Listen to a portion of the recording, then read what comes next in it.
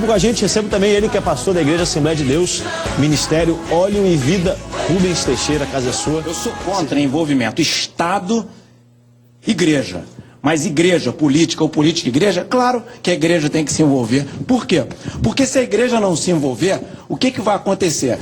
Mas daqui na próxima legislatura, nós seremos governados e estarão legislando no Congresso Nacional e nas casas legislativas, nos estados, pessoas que foram eleitas. E essas pessoas defenderão ou não os nossos princípios. E o que as pessoas às vezes se confundem, elas pensam que o Estado, ou pelo menos que os parlamentares, que os políticos, eles têm obrigação de criar leis para evitar o pecado. Olha, vou criar lei porque se eu botar essa lei contraria, é de acordo com a Bíblia. Não existe lei impedindo a mentira. Adultério até recentemente era crime e hoje não é mais. Eu sou contra a pena de morte, sou contra o aborto, eu sou contra a união homossexual. Agora, se lá no Congresso forem eleitos parlamentares que sejam a favor disso, eles vão votar leis e isso vai ser legitimado no Brasil. Por isso que os evangélicos, ou aqueles que, cada brasileiro deve defender os seus princípios. Dizem que quem não gosta de política, a pena para quem não gosta de político é ser governado por quem gosta. Agora, nós temos que ter o cuidado, por quê? Porque baseado nesse vídeo desse pastor que defendeu alguns princípios, muita gente está manipulando informações, mentindo, pessoas de má fé, fazendo circular informação mentirosa pela internet, inclusive colocando, se por exemplo, a presidente da República ou o presidente da República vai fazer lei, presidente da República não legisla. Quem legisla leis federais são os senadores e deputados federais. São eles que legislam. Presidente da República, governador, prefeito, eles não aprovam e nem reprovam leis. É importante que tenha essa noção para evitar que as pessoas aproveitem, ao invés de focar nos senadores e deputados, que são aqueles que legislam, que fazem as leis, para que evitem que as leis passem e contrariem os princípios cristãos, ficam disfarçando para fazer campanha para o seu candidato, mentindo a respeito desse princípio. Portanto, se um presidente, se uma presidente, se um governador, se uma governadora defender alguns princípios, o fato de ele ou ela defender não impõe nenhuma obrigatoriedade se o Congresso Nacional ou a Assembleia Legislativa nos estados com a sugestão que você entre no site. Primeiro, que você saiba a atribuição de cada um. Senador e deputado federal votam leis federais. Deputado estadual vota lei para você avaliar. Se alguém falar assim, disser assim, olha, fulano de tal cometeu um crime e inventar um falso, um processo será aberto contra essa pessoa. Se alguém falar assim, um pastor pregou assim, então está discriminando a casal homoafetivo, alguém pode abrir um processo, e me parece que já existem casos semelhantes. E às vezes um processo não quer dizer nada, você tem que aferir em profundidade o que está acontecendo. Verificar se aquilo que está sendo acusado se é plausível. Porque o Ministério Público, quando ele entende que há alguma hipótese, ou pelo menos algum indício de culpa e de um ato, ele é obrigado a abrir uma ação, né? Se ele entender assim. Então, às vezes, a ação que existe, o processo que existe, é um processo infundado. Mas muitas vezes, dado aos fundamentos existentes, não são processos infundados. E isso você tem que avaliar, tem que ler, se informar, porque se você se informar, eu tenho certeza que a inteligência que Deus nos deu não nos permitirá ficarmos enganados. Olha só. Veja só, o presidente da República, ou pelo menos o governador, o prefeito, ele tem poder de veto, mas o Congresso pode derrubar o veto dele. Ele pode volta para o Congresso com as fotos e derruba o veto. Né? Isso é importante. E aí não cabe mais veto. Acabou. Não, aí já era. Aí foi sancionado. Né? Então o que acontece? Só que às vezes, o que o nosso querido pastor Luciano estava levantando aqui em off aqui, é a respeito dos e-mails, né? E o presidente da República, por exemplo, eu vou citar, estavam dizendo aí com um determinado candidato, presidente da República, que tem duas, uma delas, né, era a favor do aborto. Aí ontem eu vi no jornal, na televisão, ela falou, eu sou contra o aborto. Então, aí as pessoas falam, ela não é contra. Mas, eu vou falar de uma pessoa que não é candidato, porque ele está terminando o mandato, não tem como se eleger de novo. Né? O presidente Lula.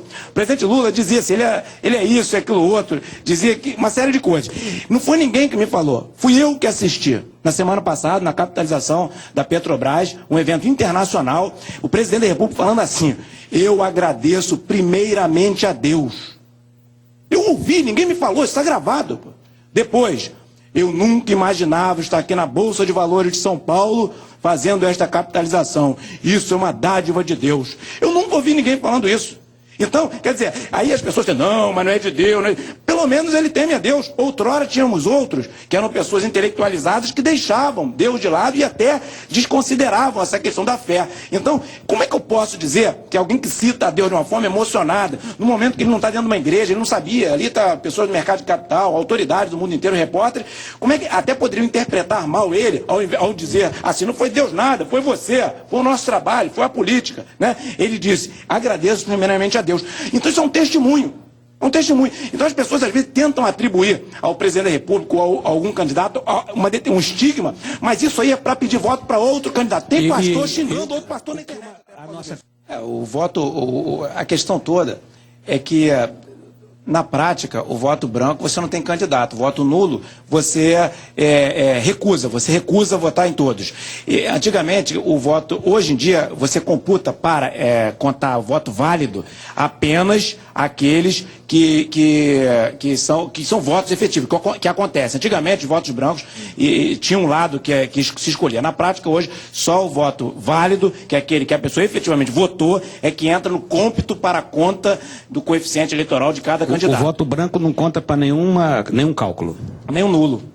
Nem um nulo. Então, exatamente, é o que o pastor observou aqui. Então, eu sugiro a você, e aqui faço do fundo do meu coração, a fazer uma avaliação, qualquer que seja o candidato, mas fazer uma avaliação séria. Cuidado com os e-mails, porque os e-mails normalmente têm interesse político. Desconfie dos e-mails, que são assim, aquelas coisas meio no ar. Você consegue entrar no site da Câmara de Deputados, do Senado Federal, você consegue pegar matérias anteriores sobre a pessoa nos jornais que publicaram. Tudo isso é possível. Então, você quer saber, digamos que o Rubens Teixeira fosse candidato, eu mesmo. Vou citar meu nome para não citar dos outros. Põe lá, Rubens Teixeira, e você vai ver se publicou alguma matéria sobre mim. Aí disseram, o Rubens Teixeira fez isso. Se for coisa ruim, se eu me defendi, se eu me posicionei na época, se eu fiquei quieto, se eu me escondi, né? Se eu quase fui cassado, e se eu quase fui cassado, se foi justa a eventual cassação, se não foi. Tudo isso tem como você ver. Grande cientista que a humanidade conheceu.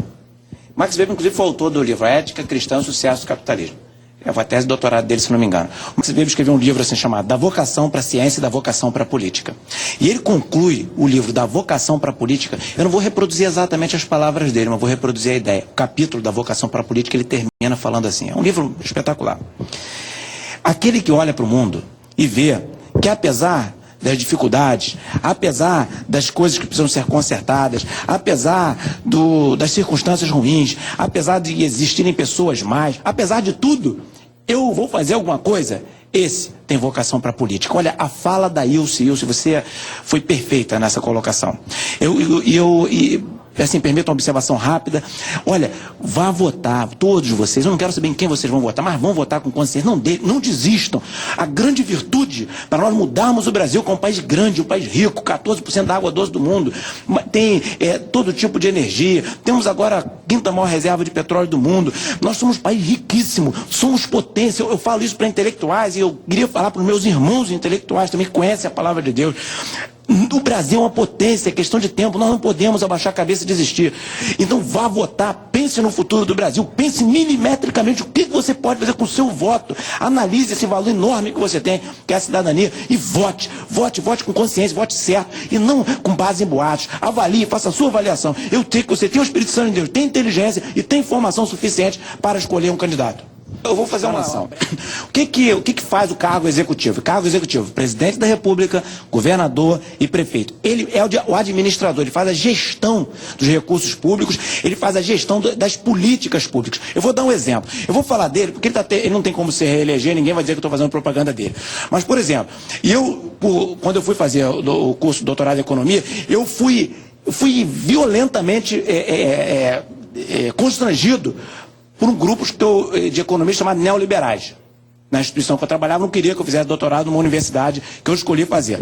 O neoliberalismo é um tipo de entendimento, eu vou ser bem simples na explicação para que as pessoas entendam, que acha que o mercado, por si só, as empresas, o capital, por si só, se ajusta e resolve os problemas sociais. É mais ou menos isso, em linhas gerais, para que você não tenha dúvida. E existe aqueles que são contra esse tipo de postura, são os antineoliberais, ou desenvolvimentistas, tal, cada um chama de uma coisa. são aqueles que entendem que o Estado, poder estatal, tem que intervir na economia de tal sorte que naquilo que o mercado não resolver, o governo tem que ter ação e resolver. E com isso foi feito pelo presidente da República, atual presidente Lula. E através disso ele tirou milhões de pessoas da linha da pobreza. Ele fez o programa Bolsa Família, que os neoliberais, eu ouvia isso no meio dos economistas, dizia assim, não, ao invés de vocês quererem dar peixe, ensina o cara a pescar. Eu respondia assim, só que enquanto o cara não aprende a pescar, ele morre de fome. Porque a fome dá questão de horas, o aprendizado leva dias, meses e anos. Então, quer dizer, teve que ter um presidente sensível, com a capacidade política assim, muito grande, né? Tanto que se tornou um ícone internacional, sensível à questão do pobre, para tomar essas medidas. E Jesus, Felipe, Jesus, na sua palavra, ele falou assim, eu tive fome e não me deste de comer, tive sede, não me deste de beber, tive nu, não me vestiste. Jesus estava falando de quê aí? Necessidades básicas. E, querendo ou não, o presidente cuidou disso. A gente tem que fazer o seguinte, fazer como Jesus fez. Jesus, certa ocasião, falou que tinha lá um ferido, e passou o judeu, e passou não sei quem, e passou o outro, e quem que socorreu? O bom samaritano. Jesus mostrou que o bom samaritano, ou seja, aquele que fez o bem, esse era o bom. Então o bom candidato é aquele que você entende que vai fazer o bem para a sociedade. O que eu quero saber é se essa pessoa vai fazer o bem para a sociedade ou não. Se fizer o bem para a sociedade, então a pessoa, querendo ou não, mesmo se não for cristão ou cristã, vai estar cumprindo o mandamento de Jesus. Porque existem políticos evangélicos que deram mau testemunho, mas existem os bons também. Então, já que você quer escolher um candidato, escolha o candidato que é bom, o candidato que vai fazer o bem para a sociedade. Às vezes esse candidato eventualmente não é cristão, mas é um candidato que vai fazer o melhor. Essa história, não tem que votar em cristão, mesmo se ele não souber ler, mesmo se ele não vai ter base para governar, mesmo, eu voto nele. Será que é assim? Você escolheu o melhor. Quando você vai comprar pão, você compra pão na padaria do que é cristão? Se o pão da padaria do cristão for ruim? Você vai fazer compra no supermercado do cristão se for mais caro? Então, irmão, faça o que é melhor para você na sua vida, pensando no povo, pensando nos outros, pensando na sociedade. Não vamos pensar em nós, porque senão a gente vai entrar numa discussão de falar, não, eu só fico do lado de crente. Jesus mandou a gente pregar no mundo, ir pro mundo, ir de por todo mundo. Ele não pode ter rejeição nenhuma a quem não é cristão. Temos que amá-los.